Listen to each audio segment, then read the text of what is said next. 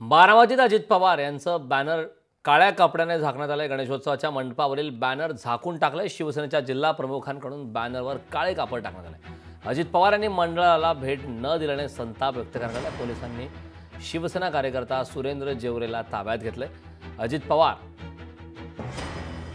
यांनी या संदर्भात मोठी अपडेट समोर दिली। अजित पवारांनी सर्व मंडळांना भेटी दिल्या, मात्र आपल्याच मंडळाला भेट न दिल्याने ते आक्रमक झालेले आहेत। दरम्यान याबाबतचा आढावा घेतला आमचे प्रतिनिधी विकास कोकरे यांनी। पाहूया।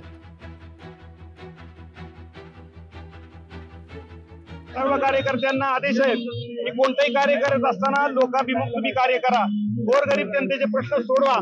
त्यांच्या या सूचनेचं पालन करण्यासाठी आम्ही बारामतीमध्ये एकनाथ गणेश फेस्टिवलचं आयोजन केलेलं आहे आणि या फेस्टिवलमध्ये केंद्र आणि राज्य शासनाच्या वेगवेगळ्या विविध योजनांचं प्रदर्शन आणि गोरगरीब जनतेला माहिती आणि त्याचा लाभ मिळवून देण्याचा कार्यक्रम आम्ही घेतलेला आहे। त्या अनुषंगाने आम्ही संपूर्ण बारामती परिसरामध्ये पोस्टर लावलेले आहेत आणि कमानी उभा केलेल्या आहेत आणि या कमानीवरती आम्ही शिंदे साहेब, देवेंद्र फडणवीस साहेब आणि त्याचबरोबर राष्ट्रवादी काँग्रेसचे प्रतिनिधी, जिल्ह्याचे पालकमंत्री माननीय अजितदादा पवार साहेब यांचे फोटो देखील टाकलेले आहेत। बिलकुल महायुतीमध्ये ठिणगी वगैरे पडणार नाही। त्याचं काही वेळा कार्यकर्ते अति उत्साहीपणामध्ये आपल्या नेत्याबद्दलचं जे प्रेम असतं ते त्याला जर कुठं काही ठेच पोचली तर प्रकट होत असतात किंवा रिॲक्ट होत असतात।